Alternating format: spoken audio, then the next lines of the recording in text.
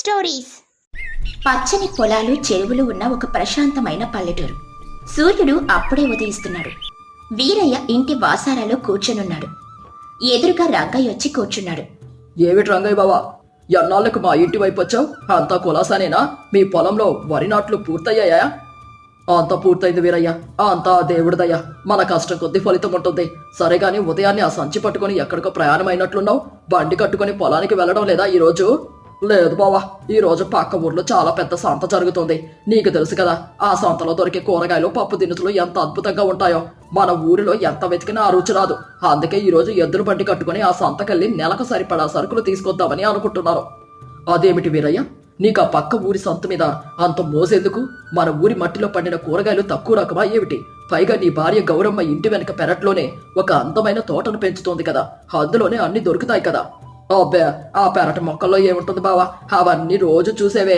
ఎక్కడో దూరం నుండి, రకరకాల ప్రాంతాల నుండి ఆ సంతకు తీసుకుని వస్తారు. వాటి రుచే వేరు.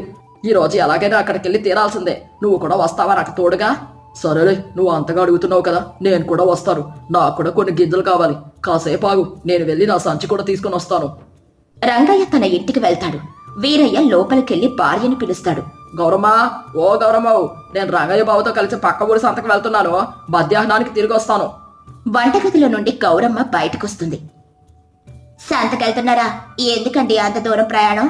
మన పెరట్లోనే వంగ, బెంగ, చిక్కుడు అన్ని గుత్తులు గుత్తులుగా కాస్తున్నాయిగా. నిన్ననే ఆకుకూరలు కూడా ఏపుగా పెరిగాయి. అవన్నీ వదిలేసి డబ్బులు ఖర్చు పెట్టుకుని అంత దూరం ఎందుకెళ్లడం? నీకు ఆ రుచి విలువ తెలియదులే గౌరమ్మ. ఈ రోజు నేను అక్కడి నుండి అద్భుతమైన కూరగాయలు తీసుకొని వస్తాను. వాటితో వంట చేస్తే ఇల్లంతా సువాసనలు వెదజల్లాలి. నేను బయలుదేరుతున్నాను, నువ్వు ఇంటి పని చూసుకో. వీరయ్య, రంగయ్య ఎద్దుల బండి మీద పక్క ఊరికి బయలుదేరుతారు. అరగంట తర్వాత పొరిగింటి నుండి సుబ్బమ్మ, మీనాక్షి, గౌరమ్మ ఇంటికి వస్తారు. గౌరమ్మ తన పెరట్లోని తోటలో మొక్కలకు నీరు పోస్తూ ఉంటుంది. గౌరమ్మ, ఏమిటి ఉదయాన్నే మొక్కలతో కుస్తీ పడుతున్నావు? మీ ఆయన ఎద్దుల బండి మీద మా ఆయనను తీసుకుని ఎక్కడికో వెళ్లారు. రండి సుబ్బమ్మ గారు, రండి మీనాక్షి. మా ఆయనకు పక్క ఊరి సంతలో దొరికే వస్తువుల మీద విపరీతమైన ఆశలే. మన పెరట్లో పండినవి ఆయనకు అస్సలు నచ్చవు. అందుకే ఈరోజు అక్కడికి వెళ్లారు. అదేమిటి గౌరమ్మ, నీ పెరటి తోట ఊరంతటికి ప్రసిద్ధి కదా. నువ్వెంత శ్రద్ధగా వీటిని పెంచుతావో మాకు తెలుసు. ఎలాంటి రసాయనాలు లేకుండా కేవలం పశువుల పేడ, ఆవుల ఎరువు వేసి ఎంత పచ్చగా పెంచావు. చూస్తుంటేనే కళ్ళు చెదిరిపోతున్నాయి. అవును మీనాక్షి, భూమి తల్లికి మనం స్వచ్ఛమైన నీరు, సహజమైన ఎరువులు ఇస్తే ఆమె మనకు అమృతం లాంటి ఆహారాన్ని ఇస్తుంది. ఇదిగో ఇక్కడ చూడండి, ఈ గోంగూర తోట కూడా ఎంత పచ్చగా ఉన్నాయో. వాటిని చూస్తుంటేనే కడుపు నిండిపోతుంది. నిజమే గౌరమ్మ, ఆ ఆకుకూరలు మన ఆరోగ్యానికి ఎంతో మంచివి. ఇందులో ఉన్న బలం, రుచి ఇంకెందులోనూ ఉండవు. మీ ఆయన ఎందుకు ఈ నిజం గ్రహించలేకపోతున్నాడో నాకు అర్థం కావడం లేదు. ఆయన మనసు మార్చడానికి ఏదైనా దారుందా?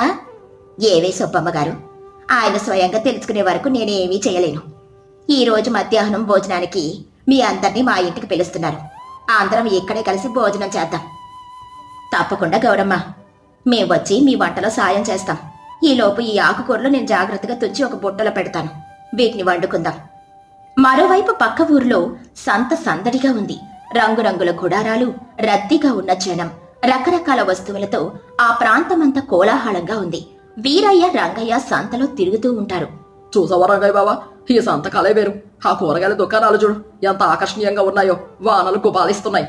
అవును వీరయ్య, బాగానే ఉన్నాయి, కానీ ధరలు మాత్రం ఆకాశాన్ని అంటుతున్నాయి. మన ఊర్లో 5 పైసలకు వచ్చే వస్తువు ఇక్కడ పావలా చెబుతున్నారు. అక్కడే ఉన్న ఒక పెద్ద కూరగాయల దుకాణం దగ్గరకు వెళ్లారు. ఆ దుకాణదారుడు పెద్దయ్య అనే ఒక ముసలివాడు. అయ్యా పెద్దయ్య గారు, మీ దగ్గర ఉన్న వాటిలో అత్యుత్తమైన కూరగాయలను ఇవ్వండి. నాకు డబ్బు గురించి లెక్కలేదు, రుచి మాత్రం అద్భుతంగా ఉండాలి. మా ఊర్లో దొరికేవి నాకు రుచించవు. పెద్దయ్య నవ్వుతూ, నాయనా, రుచి అనేది మరో కొన్ని కూరగాయల ధరలో ఉండదు. అది పండించిన మట్టిలో, వండేవారి చేతిలో, తినేవారి మనసులో ఉంటుంది. అయినా నీ ఇష్టం. ఇవిగో ఈ పెద్ద కూరగాయలు తీసుకో. ఇవి చాలా దూరం నుండి బండ్ల మీద తీసుకొని వచ్చారు. నాకు అవన్నీ తెలియదు, కానీ ఈ రాత్రి మా ఇంట్లో విందు భోజనం అదిరిపోవాలి. ఈ దుంపలు, ఈ పెద్ద వంకాయలు, కొన్ని మసాలా దినుసులు ఒక పెద్ద సంచిలో వేయండి. వీరయ్య, ఇవి పైకి చూడ్డానికి పెద్దగా నిగదిగలాడుతున్నాయి, కానీ దూరం నుండి రావడం వల్ల కాస్త వాడిపోయినట్లుగా లేవు. మన పెరట్లో అప్పుడే చెట్టు నుండి తెంపిన వాటికి ఉన్నంత జీవం వీటిలో కనిపించడం లేదు. నీకేం తెలియదులే రంగయ్య, ఈ రంగు, ఈ పరిమాణం మన ఊరి వాటికి ఎక్కడుంది చెప్పు. వీటితో వండితే రుచి అమృతంలా ఉంటుంది చూడు. వీరయ్య చాలా డబ్బులు ఖర్చు పెట్టి 2 సంచుల నిండా సామాగ్రి కొనుక్కొని వస్తాడు. ఆ తర్వాత ఇద్దరు ఎద్దుల బండికి తమ ఊరికి ప్రయాణమవుతారు. మధ్యాహ్నం సమయానికి ఇల్లు చేరుకుంటారు. వాసారాలు గౌరమ్మ, సుబ్బమ్మ, మీనాక్షి కబుర్లు చెప్పుకుంటూ ఉంటారు. గౌరమ్మ, ఇలారా, బండిలో ఉన్న సంచులు లోపలికి తీసుకునేళ్ళు. నేను ఈ రోజు తెచ్చిన కూరగాయలు చూస్తే నువ్వు ఆశ్చర్యపోతావు. ఏమాత్రం ఆలస్యం చేయకుండా వెంటనే వీటితో అద్భుతమైన కూర వండు. ఈ రోజు మన స్నేహితులు రంగయ్య, ఆయన భార్య, అలాగే మీనాక్షి వాళ్ళు మనతో పాటే భోజనం చేస్తారు. సరేనండి, మీరు స్నానం చేసి అరుగు మీద కూర్చోండి, నేను వంట మొదలు పెడతాను. గౌరమ్మ సంచిలో ఉన్న వస్తువులను చూస్తుంది. అవి చాలా లావుగా, రంగురంగులుగా ఉన్నా ఏమాత్రం తాజాదనం లేకుండా వాడిపోయి ఉంటాయి. ఆమె తనలో తాను నవ్వుకుంటుంది. సుబ్బమ్మ గారు, చూసారా ఈ కూరగాయలు? ఎప్పుడో 4 రోజుల క్రితం నేల నుండి తీసినట్లున్నాయి. పైకి మెరుపున్న లోపల సారం ఏముంటుంది? అయినా ఆయన అడిగారు కాబట్టి వీటితోనే ఒక వంటకం తయారు చేస్తాను. కానీ దాంతో పాటు మన పెరట్లో పండిన ఆకుకూరలతో కూడా ఒక చక్కటి పప్పుల పులుసును తయారు చేస్తాను. ఏది బాగుందో ఆయనే చెబుతారు. భలే ఆలోచన చేసావు గౌరమ్మ. ఈ ఆకుకూరలను సన్నగా తరిగి సిద్ధం చేస్తాను. నువ్వు మట్టి కుండలో పొయ్యి మీద పప్పు ఉడకబెట్టు. మట్టి కుండలో వండితే ఆ రుచే వేరు కదా. నేను కాస్త చింతపండు నానబెట్టి పచ్చిమిర్చి, వెల్లుల్లి సిద్ధం చేస్తాను. ఈ రోజు అసలైన రుచేమిటో మీ ఆయనకు తెలియాల్సిందే. ముగ్గురు మహిళలు ఎంతో ప్రేమతో శ్రద్ధగా వంటగదిలో పని మొదలు పెట్టారు. మట్టి పొయ్యి మీద కట్టెలు మండుతున్నాయి. ముందుగా వీరయ్య తెచ్చిన కూరగాయలతో మసాలాలన్నీ వేసి గుమగుమలాడేలా ఒక కూర వండుతారు. ఆ తర్వాత ఉదయం తమ పెరట్ల నుండి తాజాగా తెంపిన ఆకుకూరలు, పప్పు, కళ్ళుప్పు, కాస్త ఇంగువ వేసి ఒక అద్భుతమైన పప్పు కూర తయారు చేస్తారు. అందులో కాస్త ఆవు నెయ్యి వేసి తాలింపు వేయగానే ఆ సువాసన వంటగది దాటి బయట అరుగు మీద కూర్చున్న వీరయ్య, రంగయ్యలకు చేరుతుంది. అబ్బా రంగయ్య బావా, వాసన చూసావా? పక్క ఊరి సంత నుండి నేను తెచ్చిన దినుసుల మహిమ అది. ఇల్లంతా ఎంత సువాసనగా ఉందో. నా కడుపులో అప్పుడే ఎలుకలు పరిగెత్తుతున్నాయి. వాసన బాగానే ఉంది వీరయ్య, నాకు కూడా ఆకలిగా ఉంది. త్వరగా వడ్డిస్తే తిని ఆ రుచి ఏమిటో లోపల భోజనాలు సిద్ధమవుతాయి. వాసారాలు శుభ్రంగా కడిగి ఆరబెట్టిన అరటాకులు వేస్తారు. అందరూ భోజనానికి కూర్చుంటారు. గౌరమ్మ, సుబ్బమ్మ, మీనాక్షి అందరికీ అన్నం వడ్డిస్తారు. ముందుగా మీరు సంత నుండి ప్రత్యేకంగా తీసుకొచ్చిన కూరగాయలతో వండిన కూర వడ్డిస్తున్నాను. రుచి చూసి ఎలా ఉందో చెప్పండి. అందరూ ఆ కూరతో అన్నం కలుపుకొని తింటారు. వీరయ్య ఎంతో ఆశగా మొదటి ముద్ద నోట్లో పెట్టుకుంటాడు. నెమ్మదిగా నవ్వులుతాడు. అతని మొహంలో ఆశించినంత సంతోషం కనిపించదు. ఏమిటే గౌరమ్మ, నేనంత ఖరీదైన కూరగాయలు, మసాలాలు తెస్తే రుచి ఇలా మామూలుగా ఉందేంటి? మసాలా వాసన వస్తోంది కానీ ఆ కూరగాయలో ఎలాంటి రుచి లేదు.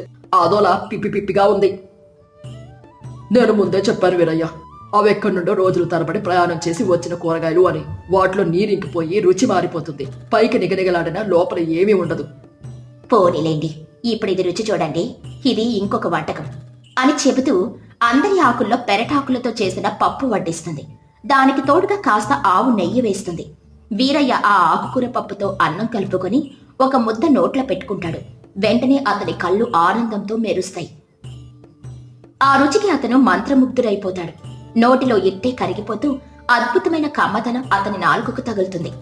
అరెరెరే గౌరమ్మ, ఏమిటి అమృతం? ఇంత కమ్మటి భోజనం నేను నా జీవితంలో ఎప్పుడూ తినలేదు. ఈ ఆకుకూర పప్పుకి ఎక్కడా లేని రుచి ఎలా వచ్చింది? సంత నుండి నేను ఆకుకూరలు తీసుకురాలేదే. ఇది ఎక్కడి నుండి తెచ్చావు? పక్క ఊరి నుండి ఎవరితోనైనా ప్రత్యేకంగా తెప్పించావా? సుబ్బమ్మ నవ్వుతూ, చూసారా వీరయ్య గారు, మీ భ్రమ ఎలా బద్దలైపోయిందో. ఆ ఆకుకూరలు ఎక్కడి నుండో తీసుకురాలేదు.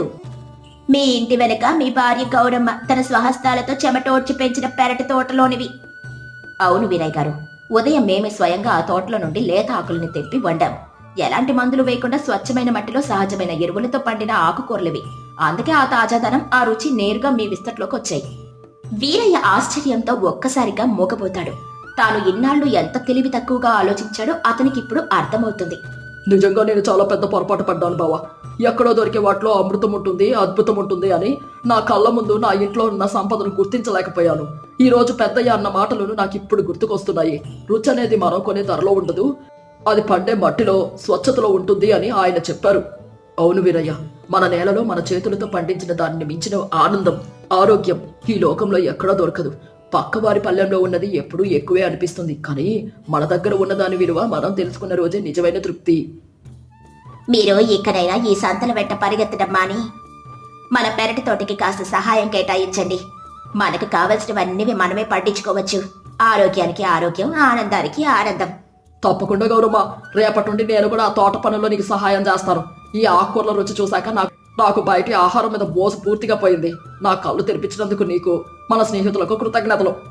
అందరూ సంతోషంగా ఆ కమ్మటి భోజనాన్ని ఆస్వాదిస్తూ సరదాగా కబుర్లు చెప్పుకుంటూ ఆ మధ్యాహ్నాన్ని గడుపుతారు. ఆనాటి నుండి వీరయ్య పక్క ఊరి సంతల మీద ఆశ వదిలేసి తన పెరటి వ్యవసాయంలోనే ఆనందాన్ని వెతుక్కున్నాడు.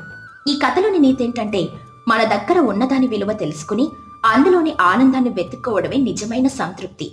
ఎక్కడో ఉన్నదనుకునే భ్రమ కంటే మన చేతుల్లో ఉన్న స్వచ్ఛత ఎంతో గొప్పది.